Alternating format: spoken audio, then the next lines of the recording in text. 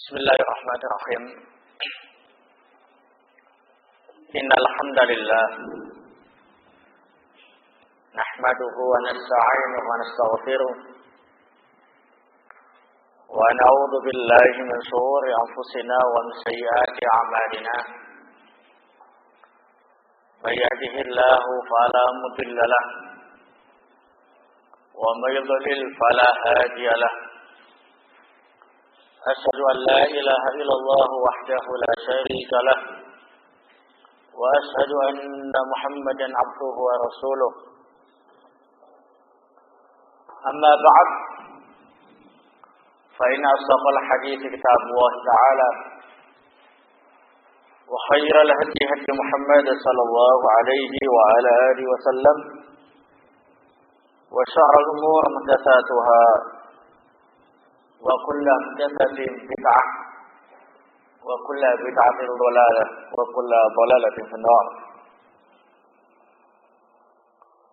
Ikhwana fillah, a'azakumullah. Pada kesempatan ini akan kita lanjutkan kembali kajian hadis Jawabul Akhbar karya Syekh Abdurrahman bin Nasir As-Sa'di rahimahullah. Al-Hadithul Khamis, hadis yang kelima, Al-Istiqamah, tentang masalah istiqamah. An Sufyan bin Abdullah As-Saqafi qala, dari Sufyan bin Abdullah As-Saqafi, dia berkata, Sufyan bin Abdullah As-Saqafi ini sahabat yang mulia, karena dijadikan sebagai gubernur Taif pada zaman Umar bin Khattab radhiyallahu taala. Qultu, ia berkata, ini beliau Sufyan bin Abdullah As-Saqafi mengatakan, qultu, aku pernah berkata, ya Rasulullah wa ya Rasulullah, qul li fil islami qawla la as'alu anhu ahada ba'dak. Sampaikan kepadaku tentang Islam sebuah perkataan yang tidak akan aku tanyakan kepada seorang pun selain engkau. Qala qul amantu billah tsumma istaqim. Rasulullah bersabda, katakanlah aku beriman kepada Allah, kemudian beristiqamahlah. Rawahu Muslim. Hadis ini diriwayatkan oleh Imam Muslim. Ikhwan fillah, a'azakumullah. Pembahasan seputar istiqamah ini sangat dibutuhkan, khususnya di zaman-zaman terakhir, yang mana banyak fitnah yang terjadi dengan berbagai macam jenis fitnah. Baik itu fitnah berkaitan dengan harta, yang rata-rata manusia sangat mencintai dan sangat menyenanginya. Banyak menjadi penyebab seorang itu menyimpang dari al-haq, meninggalkan al-haq, tidak istiqamah lagi di atas al-haq karena harta. Ada lagi fitnah berupa al-jah, kedudukan. Saat-saat terbuka pintu untuk menjadi tokoh-tokoh masyarakat, pemimpin-pemimpin di tengah-tengah masyarakat, mulai ramai rebutan menjadi apa ini? Pemimpin. Fitnah kedudukan. Ini juga menyebabkan orang itu meninggalkan al-haq, gara-gara ingin menjadi pemimpin. Entah pimpinan partai, pimpinan ormas, dan lain sebagainya. Sampai menghalalkan segala cara. Tidak istiqamah lagi. Ada juga fitnah yang lain. Fitnah yakni berkaitan dengan rumah tangga, suami istri, karena nggak cocok atau cekcok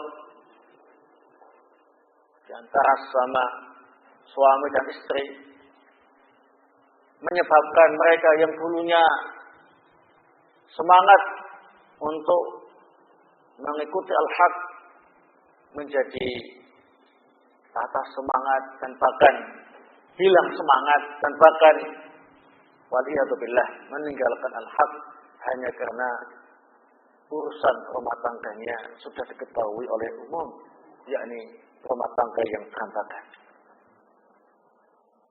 Belum lagi fitnah yang namanya anak-anak. Belum lagi fitnah kezaliman yang dilakukan oleh musuh-musuh Islam ataupun musuh-musuh dakwah dari kalangan ashabul ahwa wal bidah. Mereka berusaha agar manusia dapat dihalangi dari jalan yang benar. Sudah tenang menjalankan al-haq, diusik-usik. Ya. Nah, ini juga mempengaruhi mereka-mereka yang dhaiful iman, yang asalnya semangat jadi tidak semangat, yang asalnya kenceng mempelajari al-haq karena ada teror atau makar-makar jahat dari ahlul ahwa wal bidah, mereka juga ikut-ikutan menjadi kendor semangatnya, meninggalkan al-haq. Nah, belum lagi nanti di akhir zaman ada fitnah yang sangat besar, yakni fitnah dengan munculnya Dajjal. Dan masih banyak yang lain. Sehingga kajian seputar masalah istiqomah sangat penting, khususnya untuk kita semuanya saat ini, di zaman yang di dalamnya penuh dengan apa ini? Fitnah. Ikhwan fillah a'udzubillah. Apa sebetulnya pengertian istiqomah itu? Para ulama banyak menjelaskan tentang masalah istiqomah.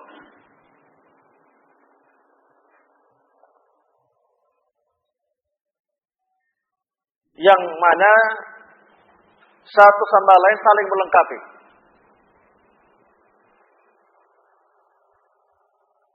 Perbedaan hanya pada istilah-istilah saja. Ibnu Abbas radhiyallahu taala anhu dan juga Imam Qatadah ketika menjelaskan tentang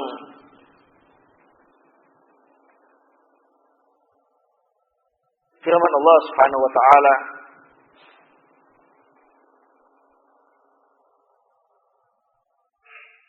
innal ladzina qalu rabbuna Allah tsumma istaqamu, yakni dalam surat Hud ayat dalam surat ini, surat Fussilat ayat 30 ya. Surat Fussilat ayat 30. Innal ladzina qalu rabbuna Allah tsumma istaqamu. Ini beliau mengatakan ai istaqamu ala ada'il fara'id. yakni mereka senantiasa melaksanakan kewajiban-kewajiban agama.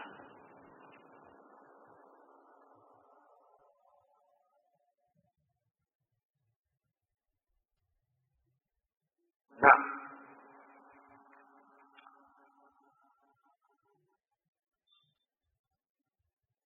kemudian Al-Imam Al-Qurtubi rahimahullah juga menjelaskan maksud istiqamah ialah iqtadalu ala ta'atillahi taqdan wa qawlan wa fi'lan wa damu ala dzalik. Mereka senantiasa mentaati Allah baik secara akidah, secara ucapan ataupun secara perbuatan. Wa damu ala dzalik, dan mereka mempertahankan itu semuanya. Pertahankan terus, namanya istiqomah. Jadi kesimpulannya, istiqomah itu ialah tetap berpegang teguh dengan al-haq, dengan melaksanakan kewajiban, meninggalkan larangan, ya, dan dipertahankan sampai mati. Namanya istiqomah. Ya. Yang namanya manusia itu kadang semangat, kadang apa ini? Loyo, ya. Kalau untuk melaksanakan kewajiban dan meninggalkan larangan sampai mati, tidak melanggar sedikit pun, maka ini adalah merupakan tantangan yang cukup berat. Hanya orang-orang pilihan saja yang mampu untuk istiqomah. Tidak menakut-nakuti. Cuma memang istiqomah ini mudah dilafadzkan, tapi berat untuk diamalkan. Ya. Apakah semangat yang loyo, malas yang kemudian datang tiba-tiba menyebabkan orang untuk dikatakan tidak istiqomah lagi? Tidak. Tidak. Asalkan kewajiban masih dilaksanakan, asalkan larangan masih ditinggalkan, loyo, malas yang tiba-tiba muncul, itu tidak mengurangi keistiqomahan seseorang. Asalkan tidak dibiarkan begitu saja, yang akhirnya nanti pelan-pelan, sedikit-sedikit meninggalkan kewajiban, coba-coba melakukan yang dilarang. Nah, kalau sudah itu yang dilakukan, berarti sudah tidak istiqomah lagi. Nah, kadzalika. Ikhwan fillah, a'udzubillah. Oleh sebab itulah Rasulullah bersabda, "Qul amantu billah, tsumma istaqim." Iman kepada Allah itu artinya ya mengimani ajaran Allah Subhanahu wa taala, mengamalkannya, kemudian istiqomah. Kemudian istiqomah. Sekedar mengamalkan sekali, dua kali itu banyak yang bisa.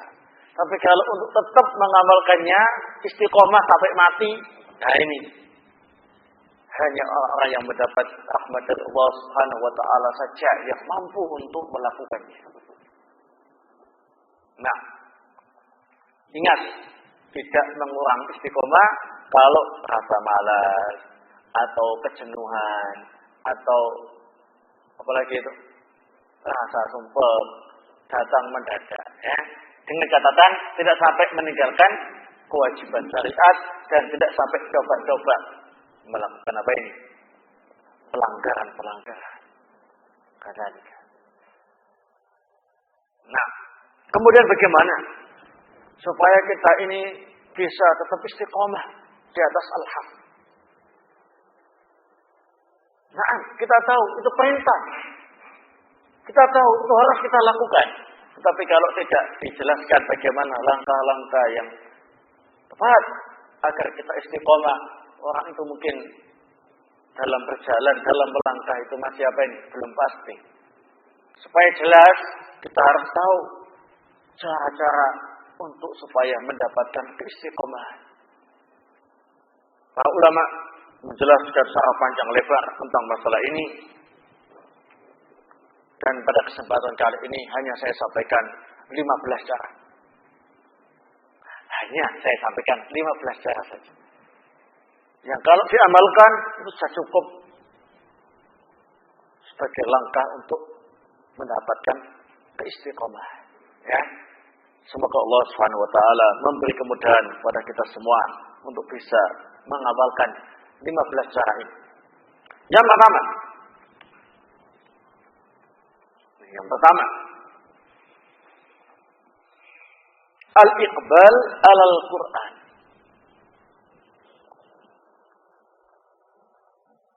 Al-iqbal 'alal Qur'an. Itu artinya ialah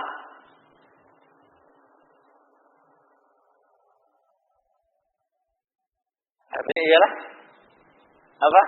Al-iqbal 'alal Qur'an. Artinya ialah anggaplah artinya kembali kepada Al-Quran. Ya. Apa yang dimaksud kembali kepada Al-Quran?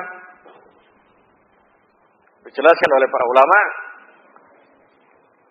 tilawatan wa hifdhan wa tafsira wa tadabbura. Ya, dibaca Quran itu, berusaha menghafalnya, kemudian mempelajari tafsirnya dan merenungkan kandungan isinya. Ini cara yang pertama.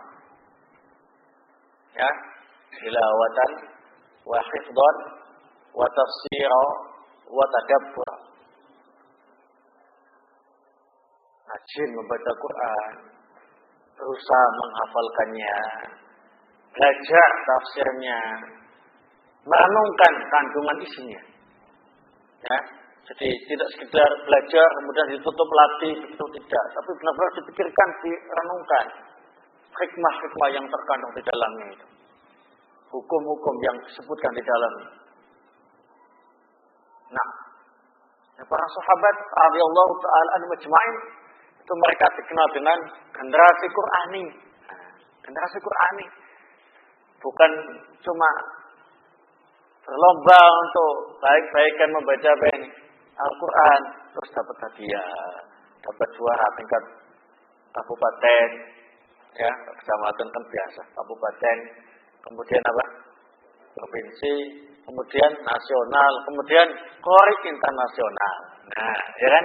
Kalau cuma itu yang tidak dimaksud. Ya. Jadi yang dimaksud tadi itu tilawatan wa hifdhan wa tafsira wa tadabbur. Membaca Quran, berusaha menghafalnya, mempelajari tafsirnya dan merenungkan kandungan isinya. Quran itu 30 juz, ya. Nah, tapi kalau ini 4 cara ini ditempuh, ya, lumayan juga waktu yang dibutuhkan, ya. Nah, enggak bisa sambilan, ya. Nah, yang namanya al-iqbal al-Quran itu berarti konsentrasi penuh dengan Al-Quran. Kadzalik para sahabat yang mereka terkenal dengan generasi Qur'ani memiliki keteguhan iman, memiliki istiqomahan yang handal karena mereka mendapat bimbingan dari Rasulullah tentang apa ini ayat-ayat Al-Quran. Sedikit. Nah, kadzalik ini perlu untuk diamalkan. Selanjutnya, yang kedua, iltizamu syar'illahi wal amali shalih.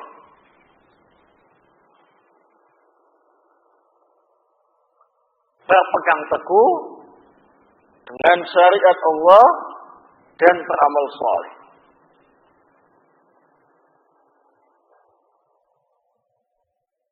Maksudnya, ya diamalkan hasil al-iqbal al-Quran tadi itu.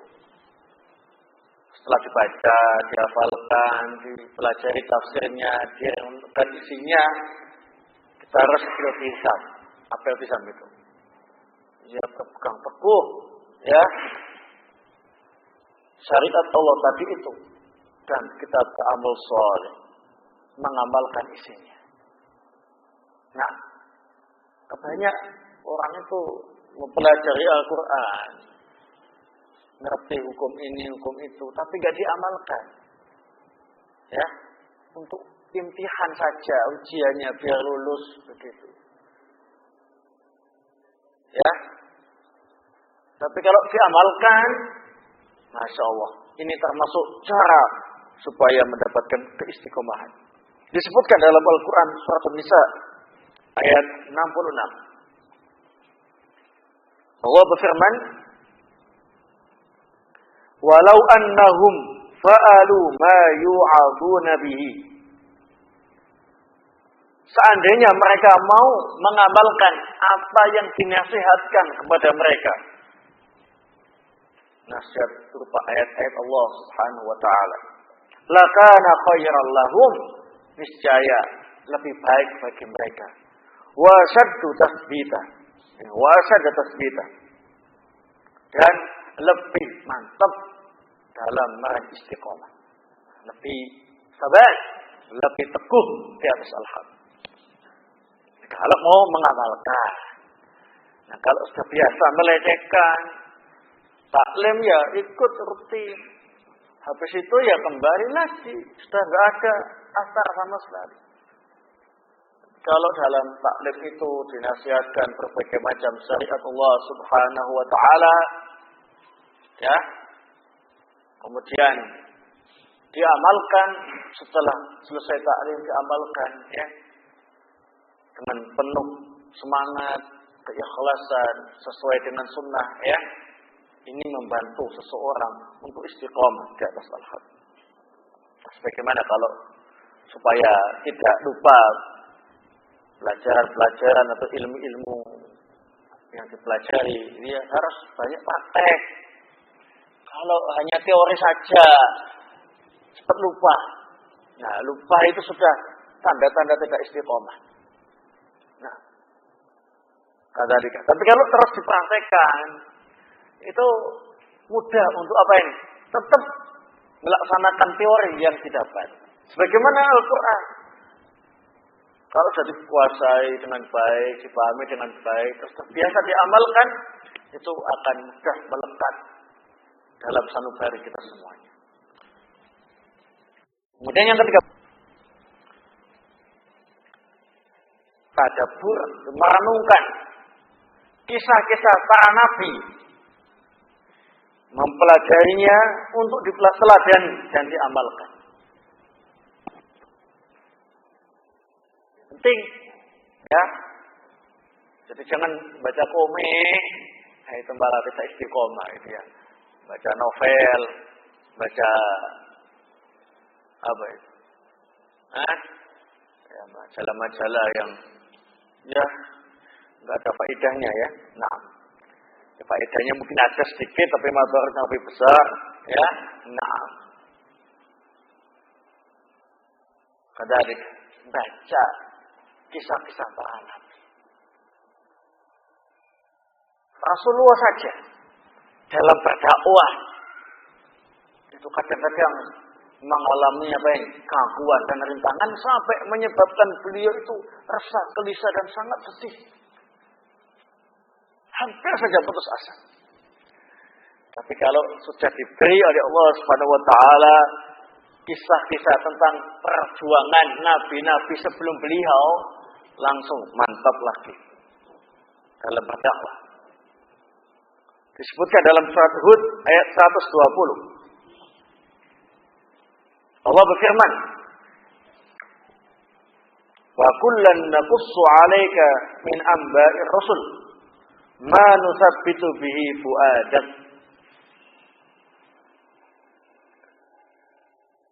Dan masing-masing telah kami ceritakan kepada engkau, wahai Nabiku Muhammad, min amba'ir rusul, berupa cerita-cerita, berita-berita para rasul. Ma nusabbitu bi fu'adak, yang dengan itu kami teguhkan hatimu. Wa ja'aka fi hadhil haqqu wa mau'izatun wa dzikra lil mu'minin. Dan kebenaran ini akan selalu engkau bawa, ya, sebagai nasihat dan peringatan bagi orang yang beriman. Jadi penting kisah-kisah para nabi dan rasul. Bagaimana Nabi Ibrahim alaihissalam ketika beliau dalam mendakwakan tauhid kemudian diancam bakar, ancamannya bakar, beliau tetap istiqamah di atas al-haq, tidak kemudian melepaskan dakwah. Akhirnya Allah Subhanahu wa taala menolong beliau, ya. Qulna ya narukuni bardaw wa salaman ala Ibrahim. Wahai api, jadilah dingin dan sejahtera atas Ibrahim, tidak membakar Nabi Ibrahim.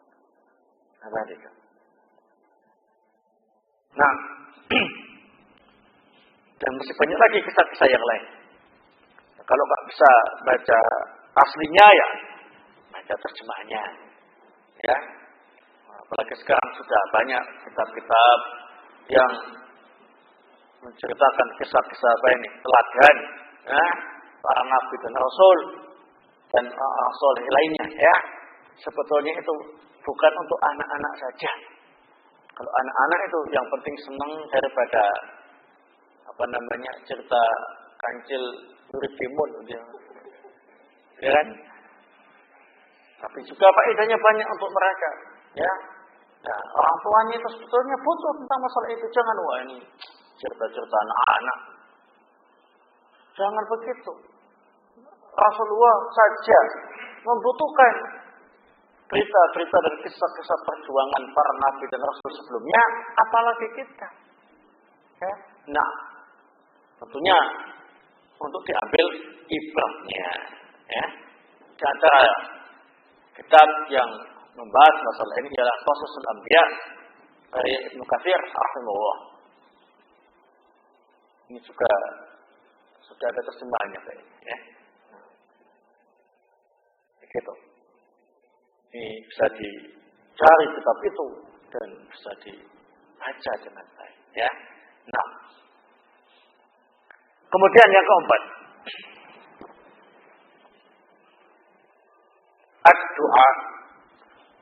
doa ya.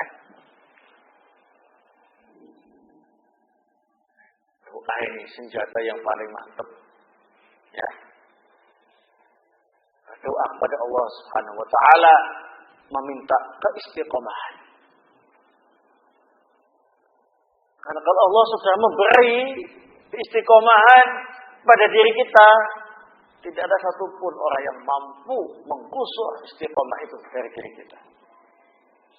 Ya, nah semakin menghujam, ya, kisah nubari kita.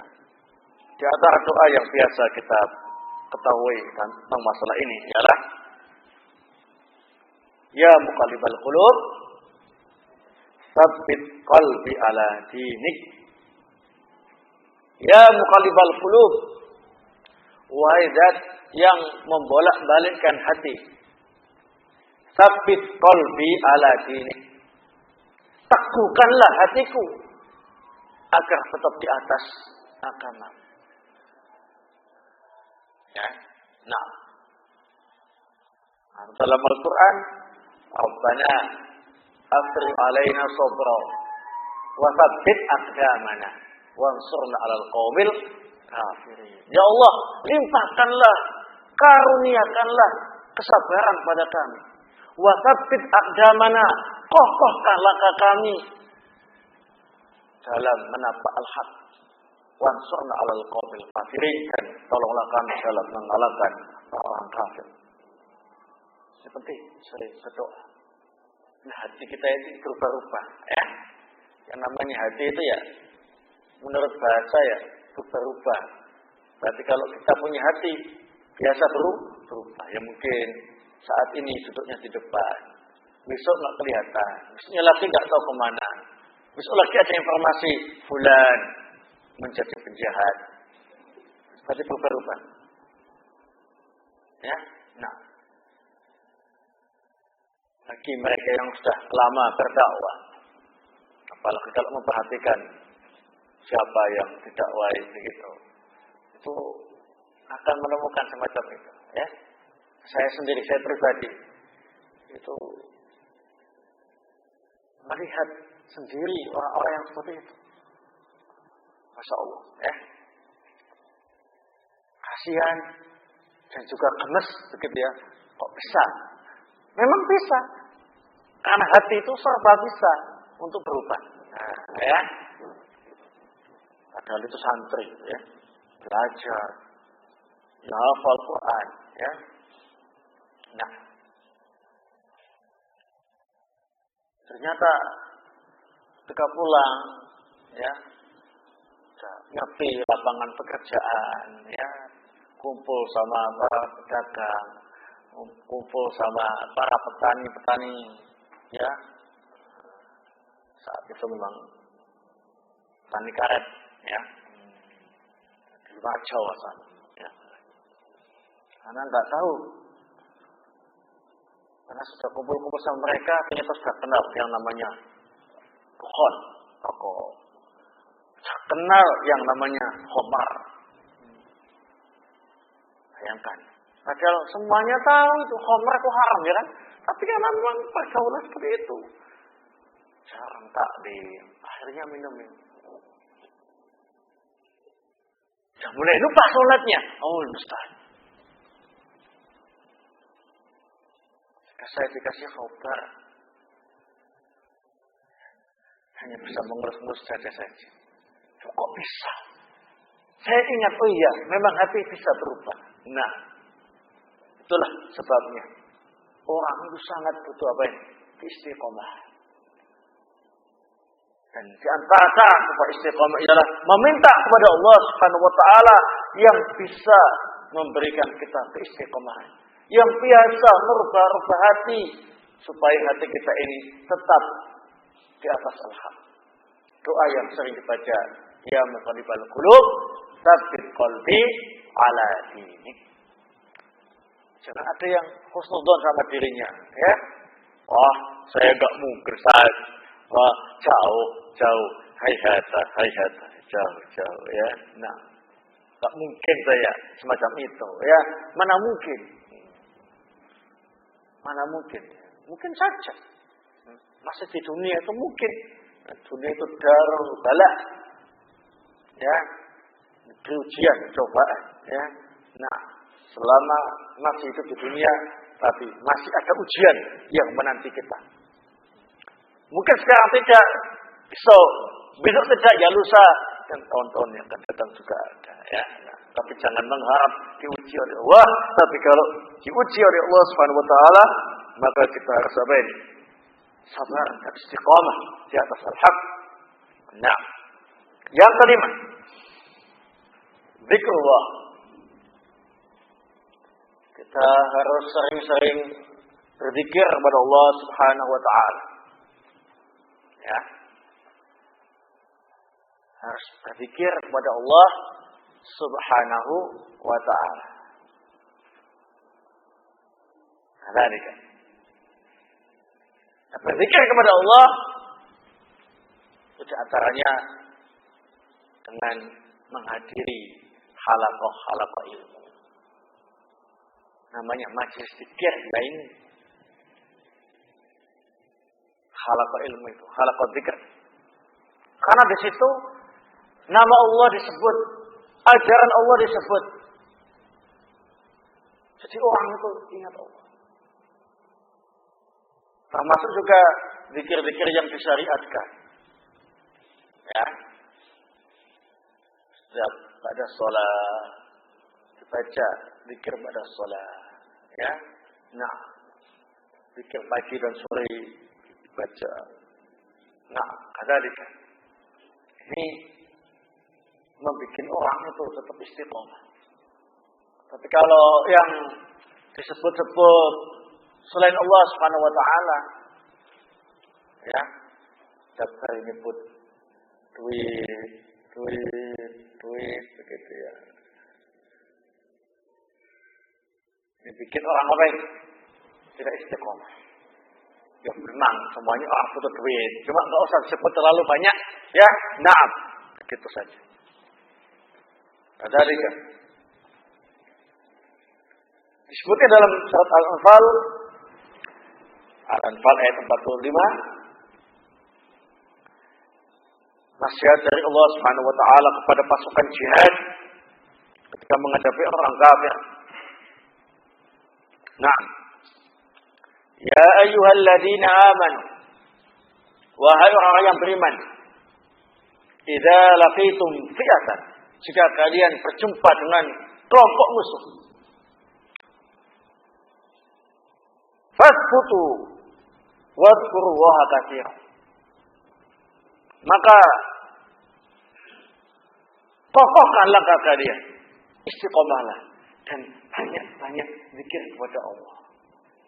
Nah, di sini zikir kepada Allah itu membuat orang itu tenang dan bisa istiqomah. Apalagi lihat musuh di depan, ya, untuk tetap melawan, untuk perang, berjihad, melawan orang-orang kafir, yang resikonya mati. Ternyata dengan zikir kepada Allah, hati jadi tenang, bisa kuat mentalnya. Kadzalika. Kalau sedang ada masalah, ingatlah Allah. Bagaimana cara mengingat Allah? Banyak sekali caranya. Di antaranya, datanglah ke halaqah ilmu. Ya, bacalah ayat-ayat Allah. Ya, nah, agar selalu ingat kepada Allah Subhanahu wa Ta'ala. Jangan ketika ada masalah banyak malah menjauhi majelis ilmu. Nah, kalau majelis ilmu yang di situ malaikat menaungi orang-orang yang sedang menuntut ilmu ditinggalkan. Tentu pilihannya ialah majelis apa ini? Majelis syaitan. Nah, kalau sudah pilihannya majelis syaitan, ya sudah, syaitan itulah musuh kita yang selalu membuat kita tidak istiqomah. Ya, entah itu minum sama teman, ya, minum khamr, ya, stres ini ya, atau menghisap ganja, ya, narkotik, ya, katanya pergi ke surga. Jadi mereka itu punya impian untuk ke surga juga. Caranya itu menghisap ganja, narkotik, gitu ya, sangat cepat menikmati surga. Ya, itu simbolnya kaos-kaos mereka itu gitu ya. Ya, menikmati surga.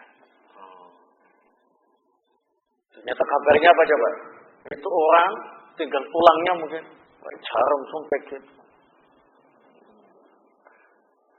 Menunjukkan mereka itu ketika banyak masalah larinya tidak mengingat Allah, tapi apa ini? Larinya kepada selain Allah Subhanahu wa Ta'ala, sehingga tidak istiqomah lagi di atas al-haq.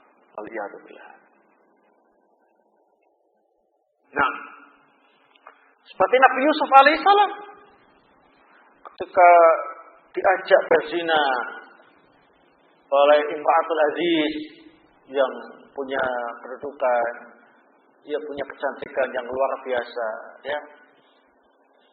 Nabi Yusuf hanya bilang, "Ma'adallah, aku berlindung pada Allah."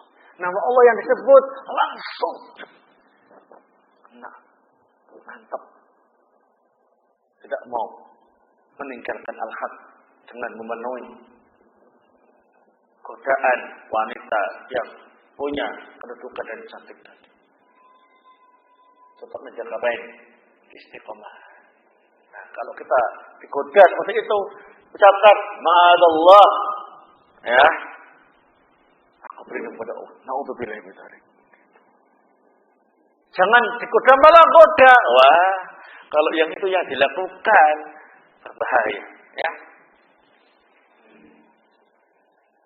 Nah, jangankan yang masih bujangan, yang sudah beristri saja digoda, balas goda, nah, sudah hilang istiqomah Anda. Kalau tidak percaya, buktikan saja.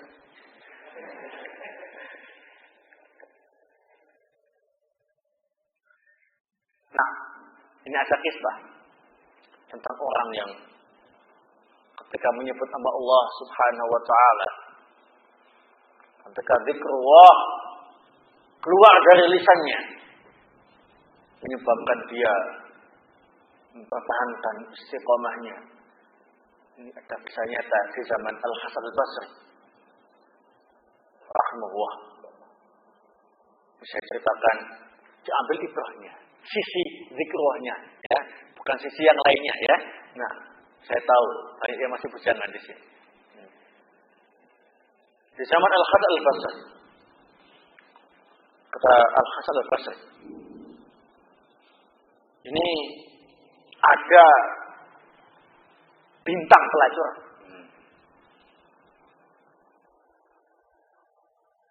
Pelacur tapi bintangnya, ya. Bunga desa, bunga pelacur. Nah, jadi elit ini, ya. Mahal tarifnya karena cantik dan memuaskan pelayanannya. Di di zaman Al-Hasan Al-Basri. Sampai hampir orang itu kalau sudah melihat pelacur ini, sekali lihat saja sudah merinding dia. Hartanya bisa habis untuk bisa menikmati jasanya pelacur tadi.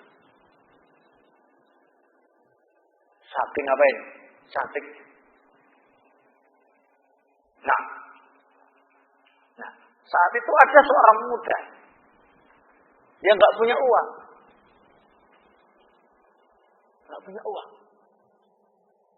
Ketika melihat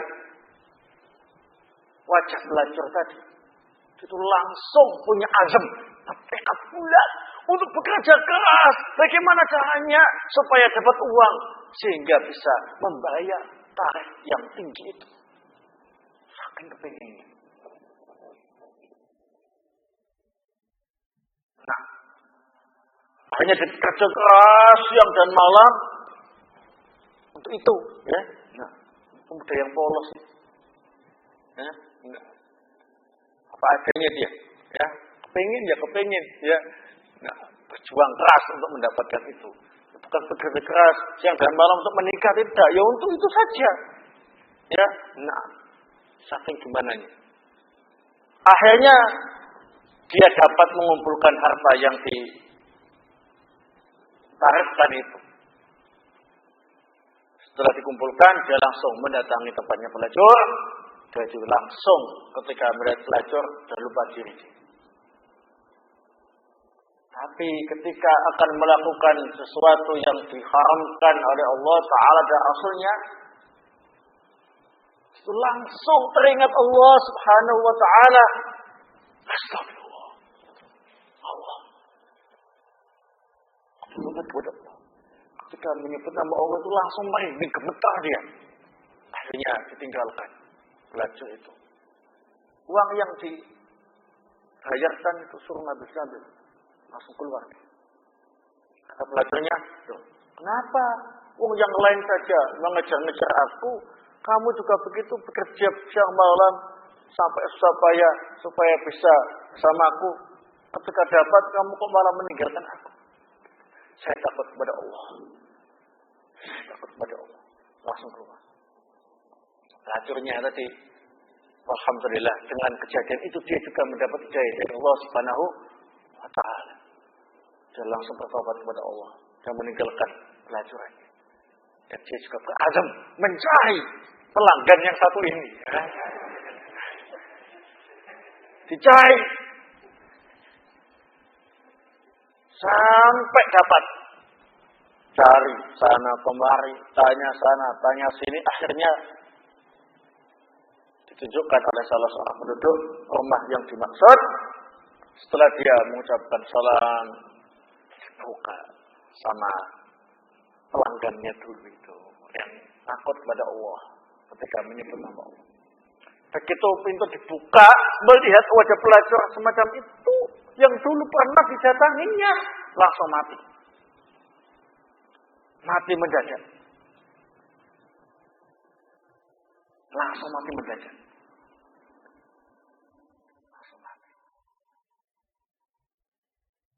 Maka pelacur ini pun menyesal. Kok mati? Ya. Padahal dia berusaha supaya bisa bertemu orang ini dan ingin dinikahi orang ini. Nah, maka dia sebagai tanda cintanya kepada pelanggan yang satu ini, ya. Mereka sama-sama sudah pelacur, ya. Nah, dapat obat berdua-duanya, akhirnya minta informasi tentang famili orang ini. Masih ada enggak? Ditunjukkan famili orang ini, kemudian dia menawarkan dirinya, nikahilah aku, karena aku sangat cinta kepada saudaramu tadi itu. Karena Allah Subhanahu Wa Ta'ala. Akhirnya menikah dengan cara yang sah. Tapi dengan saudaranya, korban yang tewas itu, ya. Nah, ini contoh istiqomah di atas al-haq dengan berzikir kepada Allah. Ingat Allah di saat ada ujian. Ya, di saat ada ujian. Mungkin sekarang ini nggak ada apa-apa, kita biasa, subhanallah, astagfirullah, masya Allah, begitu. Tapi kalau saat-saat yang penting, nah itu akan tahu kita ini bisa menyebut lafaz Allah, ataukah lisan kita ini terkunci, nggak bisa ngomong apa-apa, ya, ngiler saja, atau gimana lah yang lain. Nah itu nanti akan tahu di saat Allah Subhanahu Wa Taala menguji kita. Baik, ini cara yang kelima. Kemudian cara yang keenam, al-hirsu ala ayyasulukal muslim tariqan sahihah. Semangat untuk menempuh jalan yang benar, yakni jalannya Ahlussunnah wal Jamaah. Dan bersemangat untuk meniti dan menempuh jalan Ahlussunnah wal Jamaah, al-firqatul najiyah, at-taifatul mansurah, as-salafus salih radhiyallahu ta'ala anhum ajma'in. Nah, jangan hanya mencicipi mukanya saja, ya. Apa mencicipi mukanya itu? Itu pinjam kamis dan jubahnya, ya. Nah, pinjam imamahnya saja, ya. Oh, ternyata keyakinannya khawarij. Ternyata amalannya sufi, ya. Dan lain sebagainya. Ternyata dia pinjam cuma mukanya saja. Ya tadi itu penampilan zahirnya saja yang dipinjam. Jangan sampai demikian, ya. Karena terbukti ikhwan fillah azakumullah, orang itu kalau sudah masuk ke dalam jalan yang benar, jalannya Ahlussunnah wal Jamaah, jalannya salafus salih, jalannya al-firqatul najiyah, at-taifatul mansurah, itu tidak akan keluar dari jalan itu karena benci dengan jalan itu. Keluar itu paling-paling karena ada perkara dengan teman pribadi saja, atau karena mengikuti apa ini? Hawa nafsu. Lain kalau mengikuti jalan-jalan al-ahwa wal bidah yang lain, benci jalannya, ya. Bahkan ada yang orang itu secara kenyataan melanggar prinsip-prinsip Ahlussunnah, tapi dia itu masih ngotot mengaku saya ini Ahlussunnah wal Jamaah, aku ini salafi. Gitu. Ya kan? Nah, karena saking senangnya, saking mantapnya dengan jalan yang benar. Coba kalau dia itu masuk khawarij begitu, setelah tahu al-haq dia akan benci dengan jalannya khawarij. Bukan semata-mata fasilitasnya yang kurang dan sebagainya, tidak. Ya? Nah, tapi kalau sudah masuk Ahlussunnah wal Jamaah, jalan yang benar yang ditempuh oleh Rasulullah dan para sahabatnya, dia akan senang dia. Dan tidak akan keluar dengan sebab benci dengan jalan itu. Makanya kita harus bersemangat untuk menempuh jalan ini. Ya, baik. Kemudian yang ketujuh, at-tarbiyah as-sahihah. Adanya pendidikan yang benar.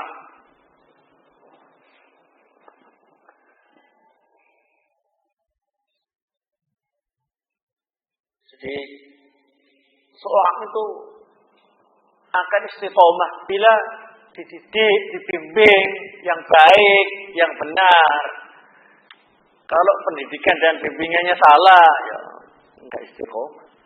Ya, sudah salah. Salah metode pendidikan, ya. Nah. Paham ya? Jadi ada istilah tarbiyah as-sahihah. Orang itu enggak bisa dibiarkan begitu saja. Amantu billah, aku beriman kepada Allah, kemudian istiqomah langsung jadi. Enggak. Butuh tarbiyah yang benar, yang baik, yang menghasilkan generasi-generasi yang handal.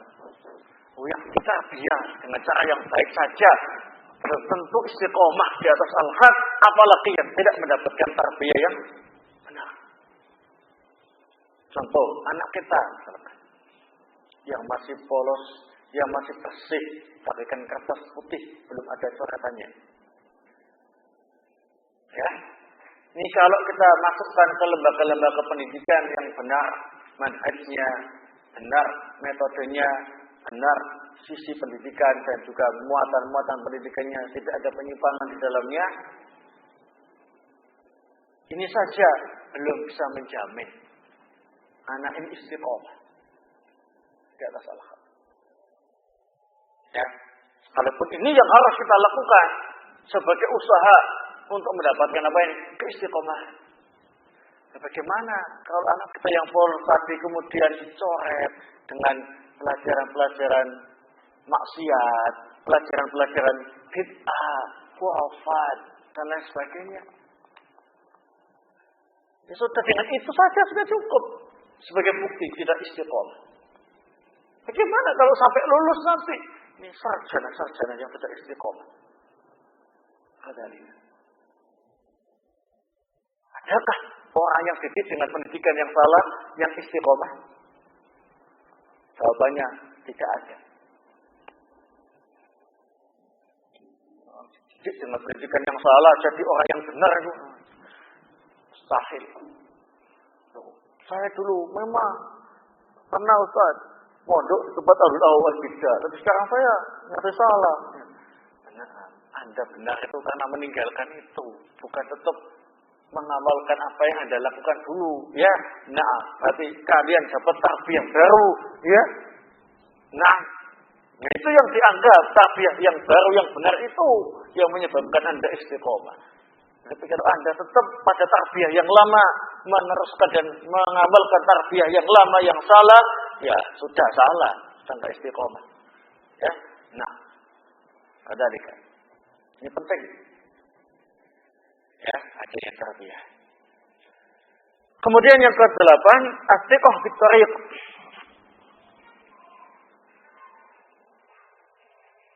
Percaya penuh dengan cara dan jalan yang ditempuh. Kalau sudah yakin jalannya Ahlussunnah wal Jamaah itu yang paling benar karena memang mutlak contoh Rasulullah dan para sahabatnya, maka harus percaya 100%, jangan separuh-separuh, jangan ragu. Karena orang yang ragu itu sudah tanda-tanda tidak istiqomah. Saya ragu, ya. Ahlussunnah wal Jamaah ini benar apa salah, ya? Saya ragu. Ini tanda-tanda tidak istiqomah. Ya. Tapi kalau dia percaya 100% bahwasanya jalan yang sedang ditempuh ini jalannya Ahlussunnah wal Jamaah, itu benar, yakin begitu, itu termasuk motivasi yang terbesar untuk tetap istiqomah. Nah, ada nih. Kemudian yang ke-9, ad-da'wah ila Allah azza wa jalla. Di antara cara supaya istiqomah itu mengikut sertakan diri kita dalam dakwah ilallah.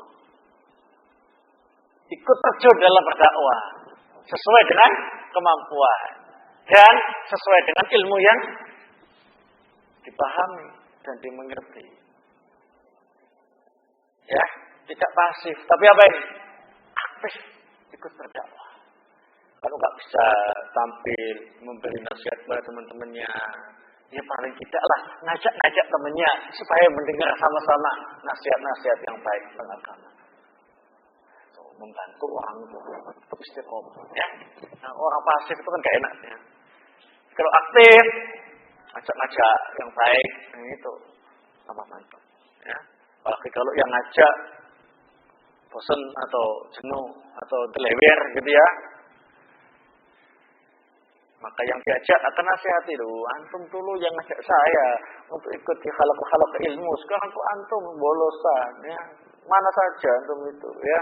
Nah, ya apa?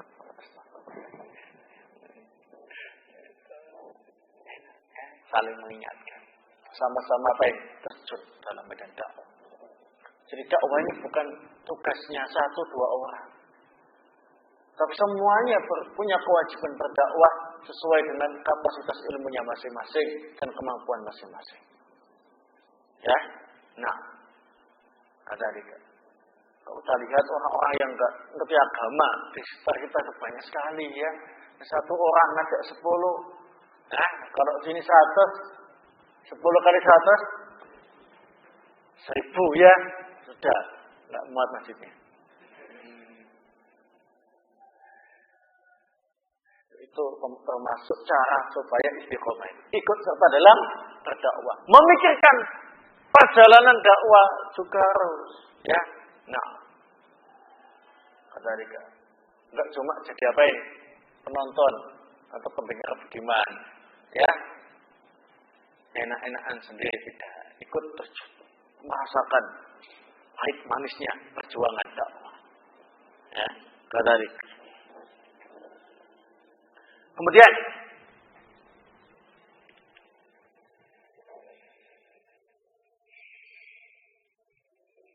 al-bahthu 'anil ulama was-shalihin wad-du'at al-mu'minin wal-iltifat haulahum. Mencari markas-markasnya ulama, orang salih, para dai yang terpercaya dan beriman, dan berkumpul di sekitar mereka.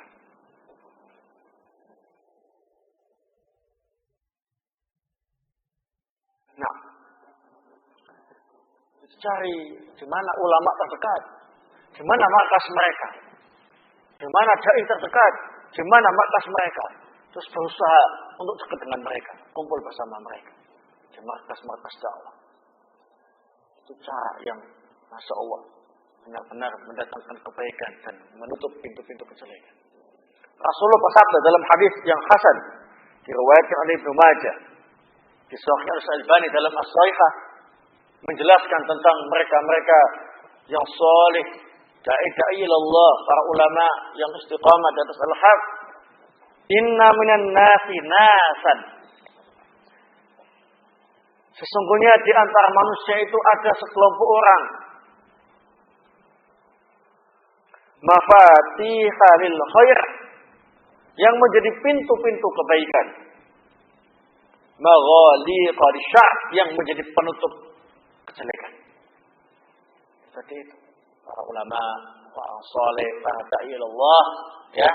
Nah, kita ini hendaklah mencari mereka, dekat dengan mereka dan berkumpul di tengah-tengah mereka. Ya.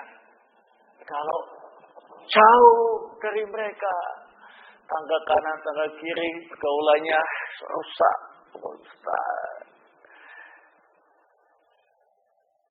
Taklimnya sebulan sekali, Allah Ustaz. Ya.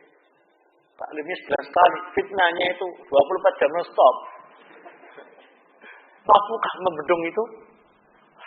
Rasa-rasanya, kalau diteruskan lama-lama, rasa-rasanya nggak tahan, kecuali harus toleran, ya kan? Nah, toleran, tambah lama tambah toleran, tambah lama ingin merasakan, lama-lama istiqomahnya hilang. Saya tidak ngancam, tapi ini kenyataan.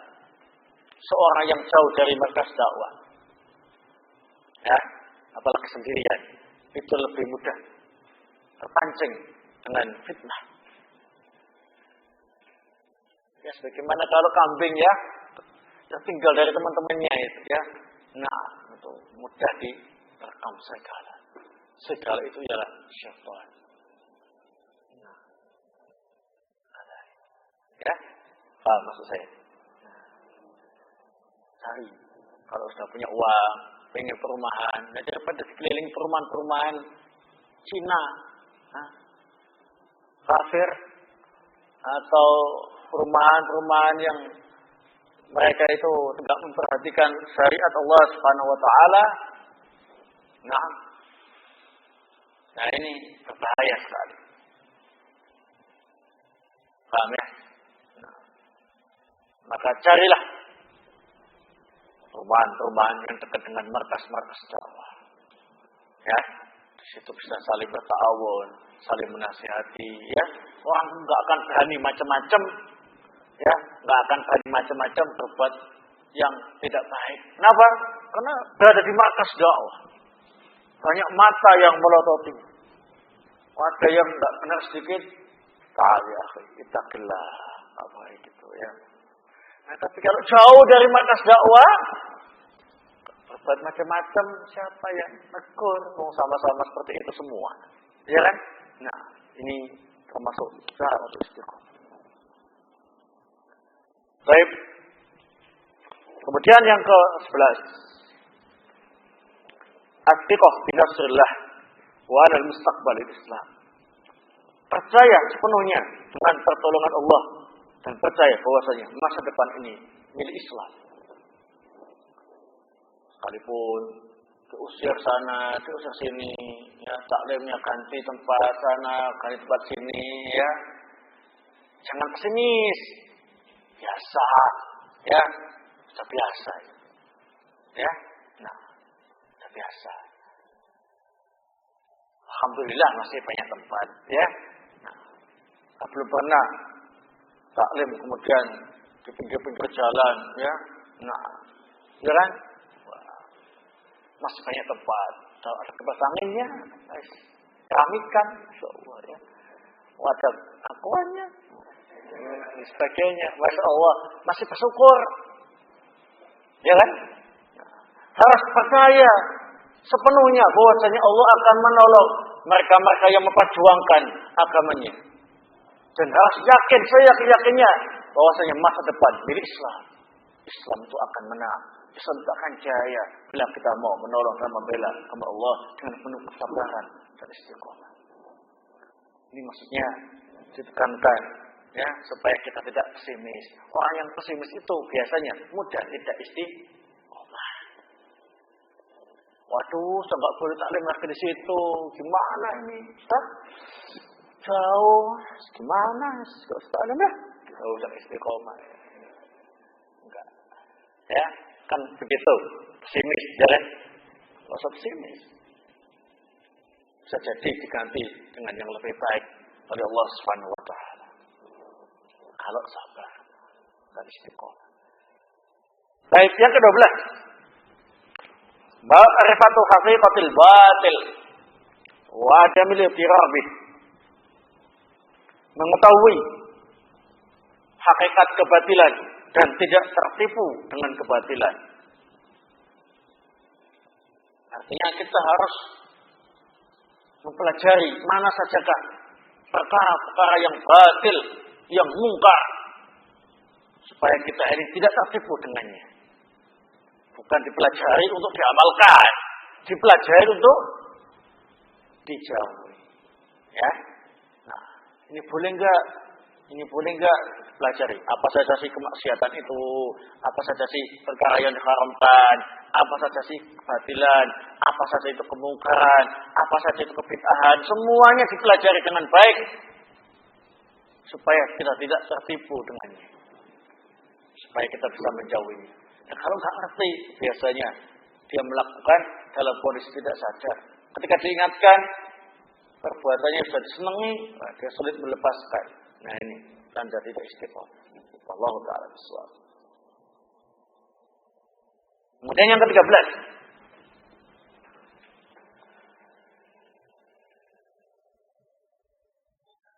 Istijma'ul akhlaq al-mu'ainah ala thabat.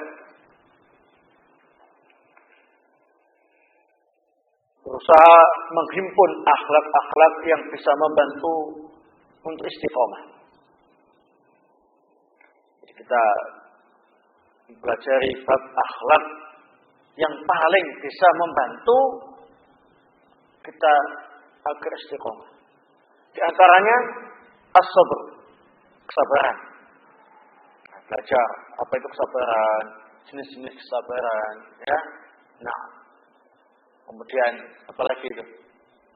Selain kesabaran yang bisa membantu kita istiqomah.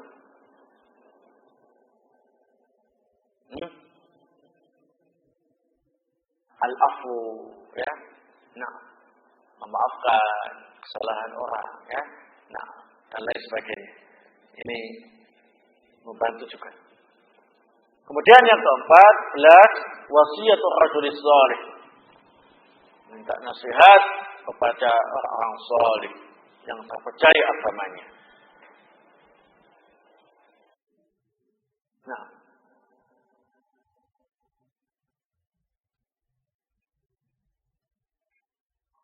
nasihat, kita punya masalah.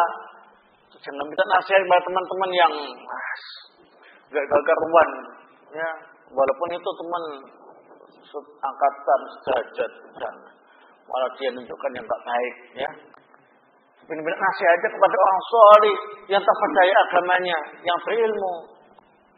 Minta nasihatnya, minta sarannya, minta bimbingannya, ya. Ini bisa membantu orang istiqomah. Dan yang terakhir, at-ta'ammul fi na'imil jannah wa 'adzabil nar wa tadhakkuril maut.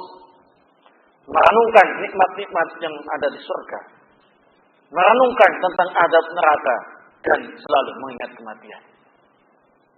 Membantu orang istiqomah, ya. Belajar al-jannah wa nar pada kitab al-jannah wa nar ayat al-asqar. Ada juga hadil arwah ila biladil afrah karya Ibnu Qayyim al-Jauziyah rahimahullah, ya. Nah, dan juga banyak sekali yang lain. Juga mengingat mati. Ini sangat membantu orang untuk istiqomah di jalan Allah Subhanahu wa ta'ala. Ini 15 cara apabila kita laksanakan dengan baik, insyaallah kita akan mendapatkan keistiqomah. Dan orang itu kalau istiqomah, maka sederet keutamaan istiqomah akan didapatkannya. Di antaranya, yang pertama, akan dilapangkan rezekinya.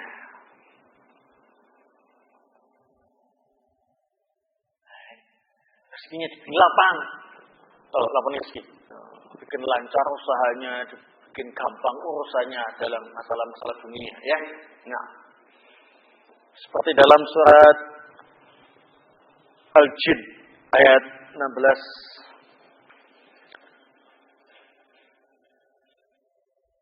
Wa alaw istaqamu 'ala at-tariqati la asqaynahum ma'an ghadaqa. Seandainya mereka mau istiqamah di atas jalan yang benar, la asqaynahum ma'an ghadaqa. Kami akan menurunkan kepada mereka air yang deras. Air hujan yang membuat sawah-sawah subur. Kalau subur bisa panen. Kalau panen bisa untung besar, ya. Nah. Baik. Kemudian di antaranya juga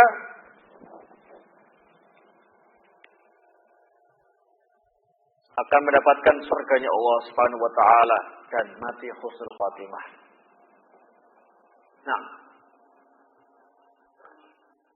sebagaimana surat Fussilat ayat 30, innal ladzina qalu rabbuna Allah tsumma istaqamu tatanazzalu 'alaihimul malaika alla takhafu wa la tahzanu wa abshiru bil jannati allati kuntum tu'adun. Sesungguhnya orang-orang yang berkata, Rabb kami ialah Allah, kemudian mereka mau istiqamah, maka mereka akan turun kepada mereka ketika akan mati untuk memberi kabar gembira. Kalian jangan sedih, wahai orang yang istiqamah. Jangan takut, jangan sedih, wahai orang yang istiqamah. Wa abshiru bil jannah allati kuntum tu'adun. Bergembiralah karena kalian akan mendapatkan surganya Allah yang dijanjikan kepada kalian. Ini kalau istiqamah. Baik, ini sudah cukup keutamaan yang disebutkan tadi, ya. Belum lagi yang lain, ya. Istiqamah juga menyebabkan orang ini selamat dari azab kubur dan juga yang lain. Masih banyak keutamaan istiqamah. Mudah-mudahan apa yang kita sampaikan tadi bermanfaat untuk kita semua. Dan apabila ada kesalahan saya minta maaf. Wassallallahu ala nabiyyina Muhammad wa ala alihi wasallam. Walhamdulillahirabbil alamin.